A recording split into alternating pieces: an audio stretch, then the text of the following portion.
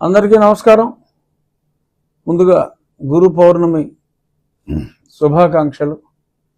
గురు పౌర్ణమి అంటే నేను ఇవాళ కొద్దిమందిని అడిగా, ఏంటి గురు పౌర్ణమి అంటే ఏంటో తెలుసా అని. దురదృష్టం తెలియదండి అన్నారు. ఎందుకో తెలియదు కానీ గురువుకి శుభాకాంక్షలు, గురువులకి అభివందనలు అని అన్నారు. సో అందుకని ఒక నిమిషం సమయం తీసుకుని చెప్పాలనుకుంటున్నా. గౌతముడు బుద్ధుడిగా మారిన తరువాత సారనాథ్ అనే ప్రాంతంలో, ఇప్పటి ఉత్తరప్రదేశ్ సారనాథ్ అనే ప్రాంతంలో ఆయన శిష్యులకు 5 డిసైపుల్స్కి, ఫస్ట్ 5తో మొదలైంది. 5 డిసైపుల్స్కి వారికి తొలిసారిగా ఆయన జ్ఞానబోధ చేసిన రోజు. అప్పుడు ఒక పౌర్ణమి రోజున, ఈ మాసంలో వచ్చే పౌర్ణమి రోజున ఆయన జ్ఞానబోధ చేశారు. కాబట్టి అప్పటి నుంచి ఆ సంవత్సరంలో ఆ పౌర్ణమి రోజున గురు పౌర్ణమిగా మనం అందరం, ఇట్స్ స్పిరిచువల్, సాయిబాబా బోధనలు ఉన్నాయి. సో సాయిబాబా భక్తులకి సాయిబాబా గురువు. అలా కొంతమందికి అటువంటివి లేనప్పుడు విద్య నేర్పిన గురువునే వారు గురువుగా భావిస్తారు. అలాగని సాయిబాబా భక్తులు కూడా వారి విద్య నేర్పిన గురువుల్ని గౌరవిస్తారు. ఈ మధ్యన కొందరు రాజకీయ నాయకులు గురువులను బాత్రూముల దగ్గర, బారుల దగ్గర పెట్టి మరి చాలా అవమానాలు చేయటం మనం చూసాం. వారికి ఆ గురువులే తగిన శాస్తి చేయటం కూడా చూసాం. గురు బ్రహ్మ, గురు విష్ణు, గురుదేవో మహేశ్వర, గురు సాక్షాత్ పరబ్రహ్మ, తస్మై శ్రీ గురవే నమః.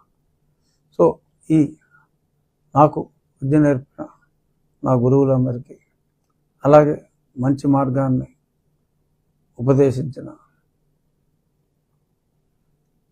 సాయిబాబా గారికి, ఎవరు మంచి చెప్పినా, నిజంగా ఎవరు మంచి చెప్పినా వారందరూ సూచనలు మనం పాటిస్తే వారందరూ మన గురువులే. అటువంటి గురువులైన, నిజమైన గురువులైన, ఎందుకంటే వాళ్ళ రోజుల్లో ఎవరు నిజం ఎవరు అబద్ధం అని చెప్పడం కష్టంగా ఉంది.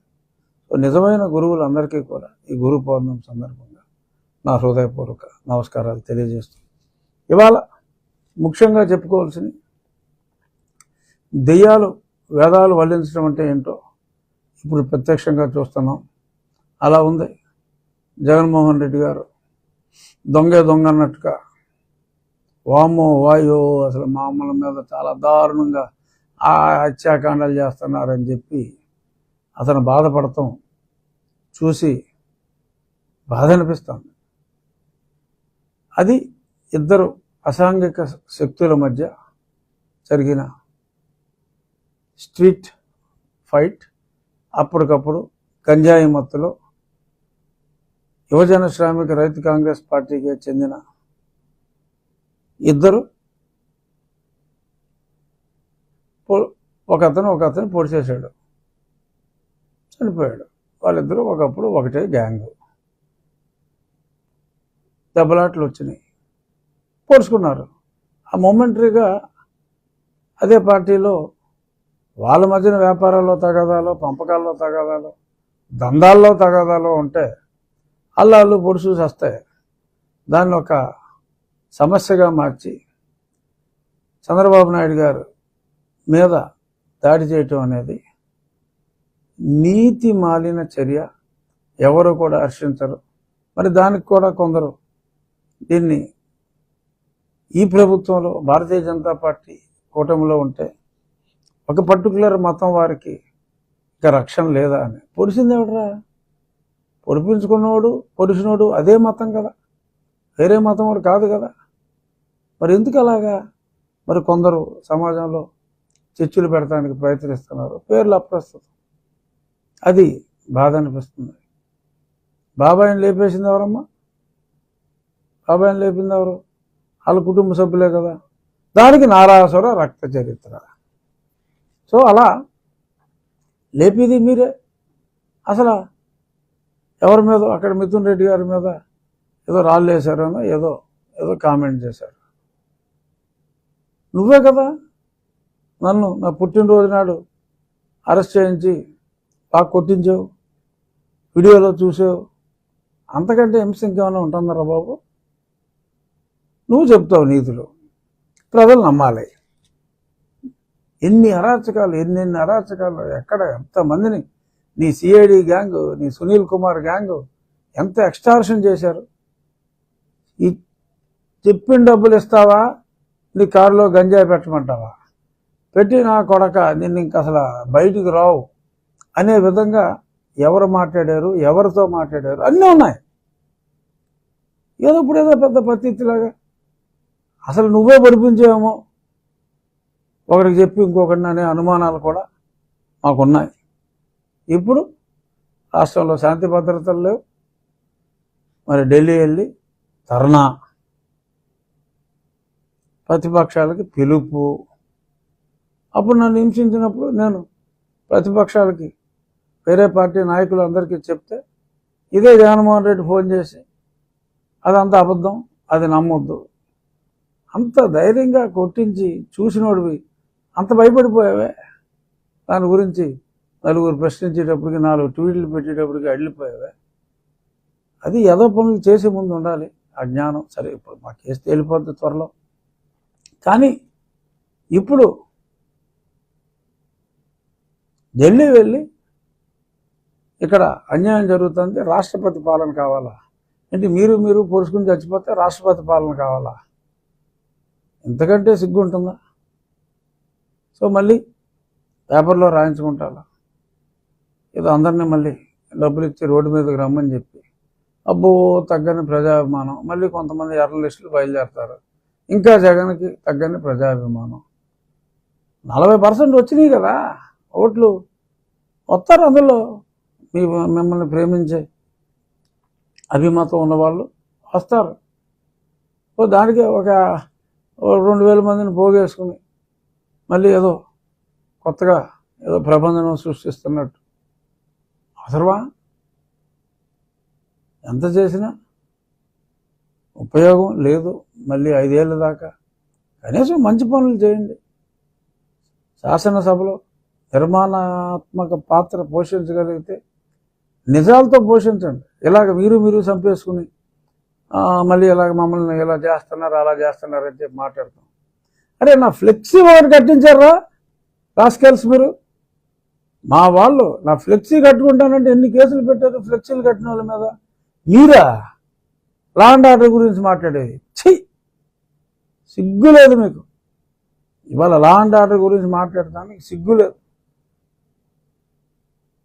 అసలు తెలుగుదేశం పార్టీలో కొట్టించుకున్న వాళ్ళని చూశాను తప్ప కొట్టిన వాళ్ళు నేను ఇప్పుడు దాకా చూడాల. ఎందుకంటే తిరిగి కొడతానంటే మా ముఖ్యమంత్రి గారు ఒప్పుకోడు. కేసులు పెట్టాలి, ధర్మం ప్రకారం జరగాలి అని మనసులో కష్టంగా ఉన్న నాయకుడి మాట జబదాటిన వ్యక్తులుగా ఎంతో సంయమనం పాటిస్తూ మా పార్టీ వాళ్ళు ఎవరో ఎటువంటి గొడవలుగా ముందు రాకపోతే మీరు కొట్టేసుకుని ఒకరికి టీడీపీ కలర్ వేసేసి, కొట్టినోడికి టీడీపీ కలరు, కొట్టించుకున్నోడికి వైసీపీ కలర్ వేసి, మరి ఈ రకంగా మీరు అక్కడికి వెళ్ళి ఇలా మాట్లాడటం. అదే అసెంబ్లీ లేకపోతే మరి నేను అలాగా సెలవులు పెట్టి వచ్చి కాదు కాబట్టి నేను అక్కడికి వచ్చి మీరు అన్ని అబద్ధాలు చెప్తున్నారని అందరికీ చెప్పుకునేవాడిని. ఇప్పటికైనా మా పార్టీ 16 మంది ఎంపీలు ఉన్నారు, ఇబ్బంది ఏమీ లేదు. మా వాళ్ళు కూడా మీరు చేసి అన్ని ఏదో పనులని ఈ విషయంలో అప్పట్లో అలా బాబాయిని కూడా ఇల్లు లేపి ఇలా చెప్పారు, ఇలా మాటలు నమ్మొద్దు అని కూడా అట్లీస్ట్ నేనైతే రాయవలసిన వాళ్ళకి నాకు లేఖలు రాసే అలవాటు ఉంది కాబట్టి నా లేఖలు నేను రాస్తా. చూద్దాం. బేసిక్గా వైఎస్ఆర్ కాంగ్రెస్ పార్టీ వేస్తున్న మంత్రిస్తున్న ఈ దిక్కుమాలిన అబద్ధాలని, వల్లెవేస్తున్న దిక్కుమాలిన అబద్ధాలని తీవ్రంగా ప్రతి ఒక్కరూ నిరసించాలి. గతంలో ఇద్దరు ముగ్గురికి మెరిట్ ఉన్న వాళ్ళకి కమ్మవారికి మరి ప్రమోషన్ ఇస్తే 30 మందికి ఇచ్చారని చెప్పి వీళ్ళు ప్రచారం చేస్తే అది నిజం కాదు కనుక మనం ఎందుకు మాట్లాడాలి అని చెప్పి మరి అప్పుడు తెలుగుదేశం పార్టీ నోరు మూసుకు కూర్చుంది. ఎవరు నమ్ముతారులే అని అదే నమ్మారు, రిజల్ట్ చూసాం. సో కాబట్టి ఒక అబద్ధం అవతల వాడు చెప్తున్నప్పుడు ఖండించవలసిన బాధ్యత ప్రతి తెలుగుదేశం కార్యకర్తకే ఉంది మాటల ద్వారా. సో అదే ఇప్పుడు నేను చేస్తున్నది. మనం అందరం గలం ఎప్పుదాం.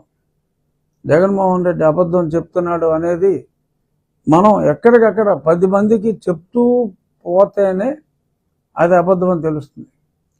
లేదంటే ఎక్కడో ఎవడో కూర్చుంటాడు, ఈ పేపర్ న్యూస్ అవుతాడు, జగన్మోహన్ రెడ్డి ఢిల్లీలో ధర్నా చేశాడు, అమ్మాయి అప్పుడే అక్కడ చంపేస్తున్నారంట, అదంట ఇదంట అని.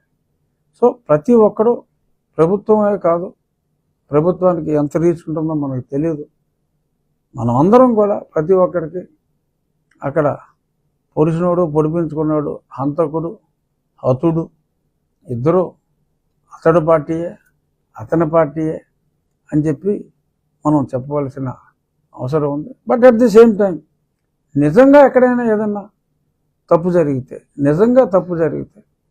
బాధ్యతాయుతంగా జగన్మోహన్ రెడ్డి ప్రతిరోజు అసెంబ్లీకి వచ్చి మాట్లాడితే అతని గౌరవం పెరుగుతుంది.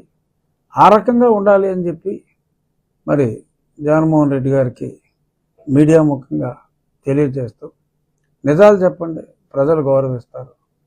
అబద్ధాలు చెప్పకండి, ప్రజలు మళ్ళీ మళ్ళీ తిరస్కరిస్తారు. ఇది జగన్మోహన్ రెడ్డి గారికి నేను చెప్పే ఉద్బోధ. కేజీఎఫ్ కారణమా?